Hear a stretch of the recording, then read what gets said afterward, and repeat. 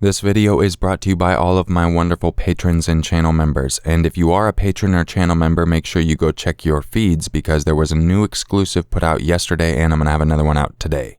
And if you aren't a patron or channel member, I would recommend becoming one if you want to get some extra content. Exclusive extra content. Made up stories and all. And without any further ado, let's begin. It happened in the summer of 2016. I was spending a couple nights alone while my parents were away on a road trip. I don't live in the nicest of cities, but live in a relatively nice neighborhood since it's right next to a major university.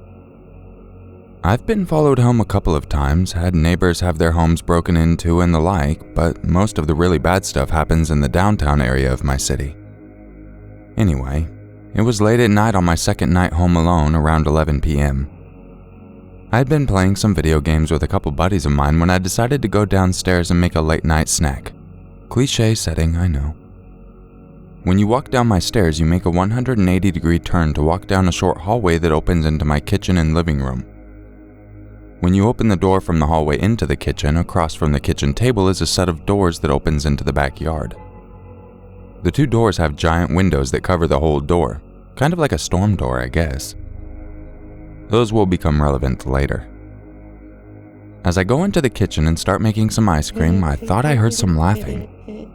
At first, I thought it was just my phone since I had been listening to a scary story podcast at the time. However, as I paused my podcast and waited a second, the laugh came yet again. The sound was odd. The best way to describe it would be if you took the Star Wars character Yoda's laugh and made it a little creepier. It was childlike and playful, yet it was deep and sadistic. The laugh repeated again for a third time, this time a little louder. I began to look around, wondering if it was just my mind playing tricks on me. I walked over to the sink where one of the windows that looks out into the backyard was, and I just saw darkness. There didn't seem to be anything out there, but right as I was about to look away, a face appeared at my window. I immediately jumped back and gasped. The face got closer to the window.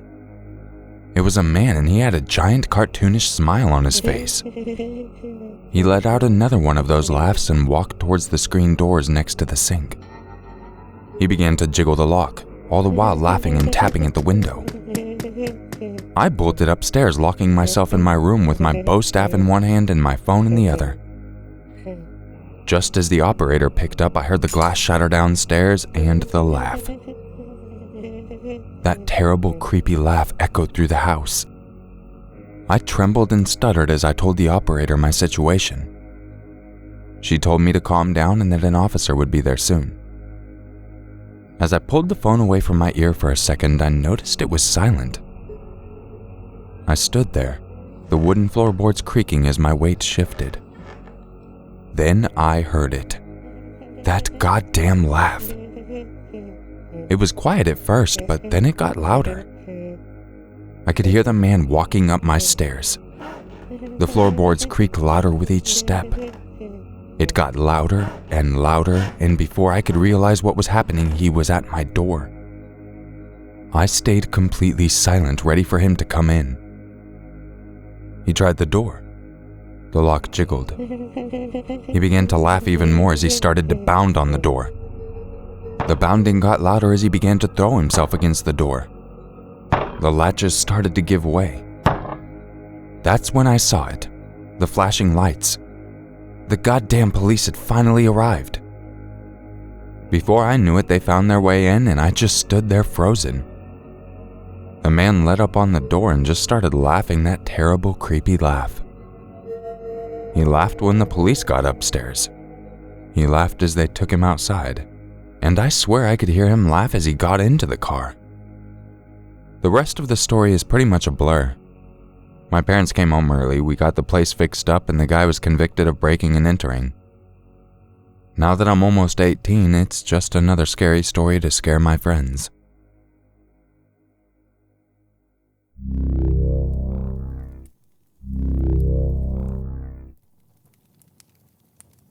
A couple of months ago, me and my family of 4, plus 2 dogs, moved from living in a village to living in a small old farmhouse. The house is a 10-minute drive from the nearest town, so it's not too far, but it's one of 2 houses in the area. The other house's occupants were in the process of moving out, so they were rarely home, with hardly anything surrounding it apart from fields. One tucked-away house and one road connecting us to the town. A few days after officially moving there and unpacking most of my stuff, my parents had to go to work. Their jobs usually mean that on the weekdays I have to wait until they finish work for them to pick me up and drive me home. On weekends, this means I stay home unbothered until around evening when my parents get home and my brother wakes up. He usually sleeps for 16 hours at a time due to his crowded schedule or something. On this particular weekend, my parents decided that after work they were going to visit a friend's house on the other side of the area. My brother was home but was determined to stay asleep and told me not to bother him under any circumstances. So basically, I had the whole house to myself for the whole day with no jobs or work to do, apart from walking the dogs and stuff. So around 6 in the afternoon, it was already getting dark outside. Not so dark that you couldn't see anything, but dark enough that anything you could see was basically just a silhouette with vague features. I was watching YouTube in my room upstairs when I saw the headlights of a car slowly making their way down the very long road towards our house. My first thought was that something was wrong, but then I realized that the car was probably for the other house next to ours whose occupants were just moving out, collecting stuff or something. Due to me not thinking much of the car, I just continued to watch YouTube. Not even 2 minutes later, I hear the youngest dog sounding off downstairs. I instantly get the worst vibe I have felt in a long time, so I decided my best course of action would be to go downstairs and investigate what was causing the dog to bark. Since no one had been downstairs since morning, all of the lights were turned off and it was dark apart from the few lamps in the living room. I got downstairs, I looked to see where the dog was barking. Out the window. My dog had stopped barking as much since I was there now, but just to make sure everything was fine, I looked out the window to see what the cause of her distress was. When I opened the curtain enough so I could get a clear look outside the window, I saw a car still running sitting in front of my garden. It took me a second in the dark also to notice that the front gate of my garden was open. My garden is surrounded by a low stone wall with a wooden fence on a latch. I then realized that a man I had never seen before was standing just beyond the open gate surveying the house, looking through the upstairs window presumably for human activity. I stared in bewilderment at this person for what felt like a really long time before he turned and looked into the window I was staring out of. We locked eyes for about 3 seconds. He looked as shocked as I was. Moments later, he started running towards the car, and in my shock, I didn't know what to do except run upstairs to get my brother. By then, the dogs had made enough noise to wake my brother up, so I ran into his room and frantically yelled at him to come downstairs and look. By the time I managed to get him downstairs, the car had turned around and was pulling away. The road outside my house leads to a dead end, and it's pretty hard to turn around as there's not much space. It usually takes a minute. We saw the car speed off down the driveway and we just stood there in shock for a while before any of us spoke. We decided I should call our parents to come home and explain what had happened. After around another hour, both my parents were home and neither of them believed me, brushing it off as probably someone just lost, and told me there was no need to call the police, so I felt really dumb for a while. Fast forward about 3 days. I was in school talking to my friends and I found out that on the exact same night this occurred, there was a string of serial robberies around the area. Mainly isolated farmhouses were hit. Since then, I've started locking the front doors even in the daytime, and I have a panic every time my dogs start barking or I see a car coming towards the house.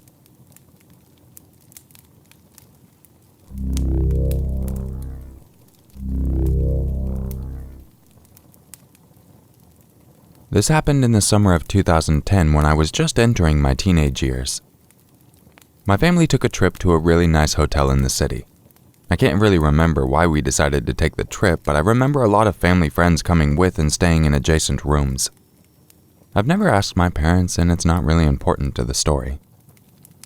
To preface, I'm a bit of a scaredy cat and always have been. I'm a pretty skinny, fragile kid, so I get spooked pretty easily.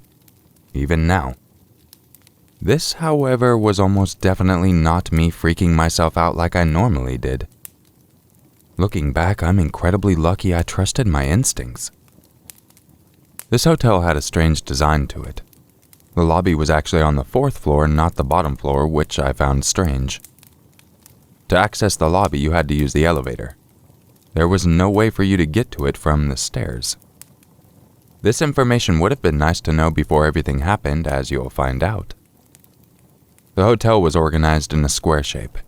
Every floor was lined with a balcony, and you could look down into the lobby and cafe area from your floor. Essentially, if you were walking to your room, you could be seen from anyone that was on your floor if they just stepped out of their room and looked around. I always was afraid I'd fall over the balcony and sail down 8 stories to my death, but they were high enough to be to a point where I wasn't too concerned for my safety. The first day or two was nice. My friends and I hung out and played cards all day or watched whatever was on TV. At night, we'd explore the halls of the hotels and tell each other ghost stories. It was a really fun time, even though I didn't fully understand why we were there. On the 3rd day, though, things got strange fast. I woke up to the sound of screaming coming from outside my door.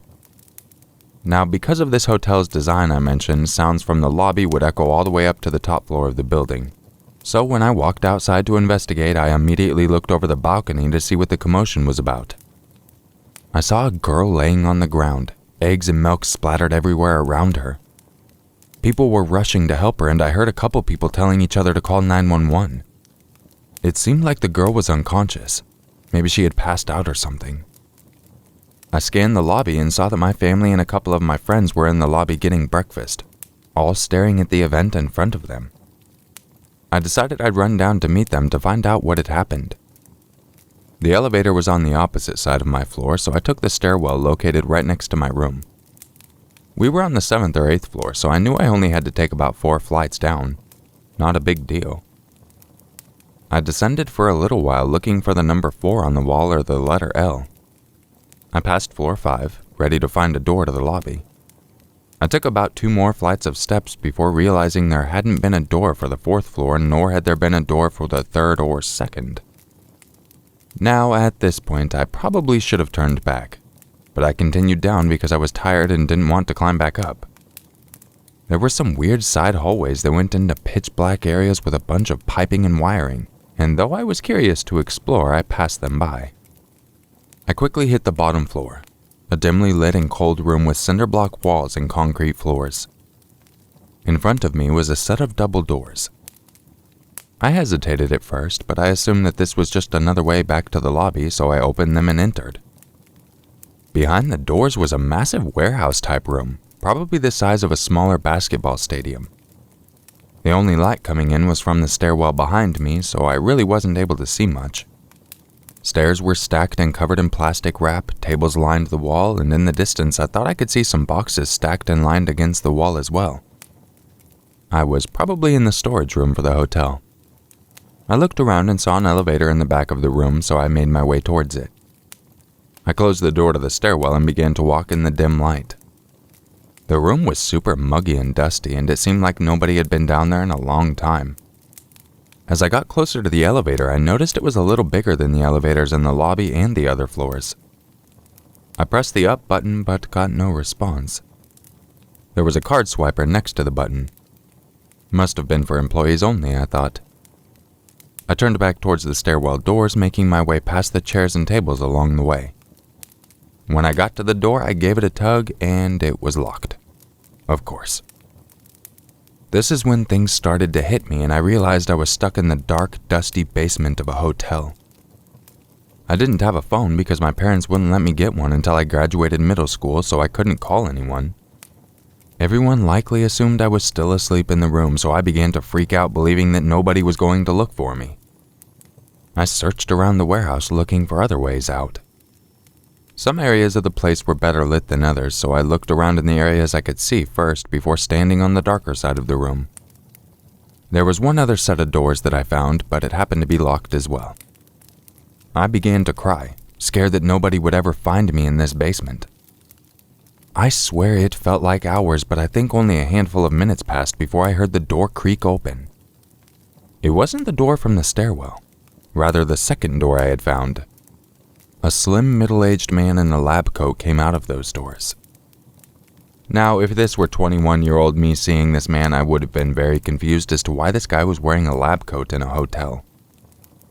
I was only 12 or 13 at the time, so I was immediately relieved at the sight of an adult who looked smart. I approached him, tears in my eyes, and he immediately looked surprised to see me, as you'd expect. "What are you doing down here?" he yelled. "I got lost on my way down to the lobby and I've been locked in here. Do you have a key?" I was shaking, eager to get out of there. He didn't answer my key question, and instead he said, "I know a way out of here. Follow me." He began to walk towards the door with the stairwell, and I followed, relieved that someone had finally come to save me. We approached the doors and I began to reach for the handle, but he continued walking. "Isn't it right here?" I asked him. I will never forget the look on his face when I said that. He looked nervous, and though it was dim, I could see sweat glistening from his forehead and behind his glasses. "No, this way," he said sternly. I continued to follow him, but I was now nervous myself. We had passed the door to the stairs, and we were now heading to a darker side of the basement, away from the elevators. He looked like he had no clue where he was leading me, as he kept checking around him almost as if he was taking in his surroundings for the first time. We turned a corner and began walking towards boxes. A dead end. I immediately froze, realizing that something was very, very wrong. This guy had no idea where he was going, nor did he appear to work at the hotel. I said, my voice shaking, "Okay, where are we going?" He turned and said, "This way. Just follow me." I knew there were no doors by those boxes. I had checked there first after I found out the stairwell door was locked. I want to thank whatever God is up there for gifting me with the idea I had next. I started yelling, as loud as I could. I yelled so loud I gave myself a headache. The man, irritated and plugging his ears, began yelling back at me. "What are you doing? Be quiet." I continued to yell. I don't even remember how long I was yelling. Finally, the man snapped and began quickly walking towards me. I went in a full sprint towards the stairwell doors, hoping to God they'd somehow be magically open. He didn't run after me. He walked sternly behind me, muttering things like, "Stupid fucker," and other kinds of compliments. I was about 5 feet from the door when somebody burst through. My savior, a hotel janitor who had heard the screaming from the stairwell. He saw the situation, me and some random guy in a lab coat in a locked basement, and immediately told me to get behind him. The janitor asked me who the man was. I said I had no idea that he had come in through the door on the other side of the room, and I pointed to the door. The janitor quickly radioed into the desk that he had found a child in the basement, and quietly, so that I wouldn't hear, he said, "This man came from outside. Get security," or something like that. The man in the lab coat started trying to argue with the janitor, claiming that he simply was looking for a bathroom. The janitor clearly wasn't buying it and kept saying things like, "Wait till security gets here and talk to them about it." I was standing beside him the whole time, trying to take in what was happening, confused out of my mind. Eventually, an employee from the front desk arrived and took me back up the steps to the lobby, where I met with my family, who surprisingly had no idea I was missing. I told them the story, crying and shaking, and they hugged me tightly, thanking the employee over and over for their help. I never got to thank that janitor, though. Looking back now, I have absolutely no clue what that man was doing in the basement. I don't have any information as to what happened afterwards or who he was. I know for a fact that the incident with the girl in the lobby was unrelated, something about low blood sugar. Not sure. I've thought about that day a lot, and the only explanation I can put together is that the door I had found in the basement led to the streets of the city where he must have wandered in from. I have no clue what his intentions were, why he was wearing a lab coat, or why he chose to pretend to know a way out. To be frank, this could have been just a huge misunderstanding of some sort, and I just chose a really bad time to get lost. But all I know for sure is that if I hadn't screamed my lungs out, I might not have been telling this story the same way. Or at all.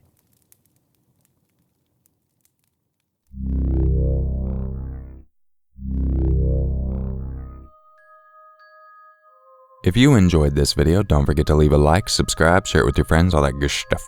And if you want to help support the channel, I would recommend checking out the Patron link in the description or becoming a channel member by clicking the join button by subscribe. Both methods offer some really cool perks that I think a lot of you would enjoy. I hope you're all having a great day, and I really do appreciate you checking out this video. And I will catch you in the next one. And just remember, it's always scarier if it's true. Bad bye.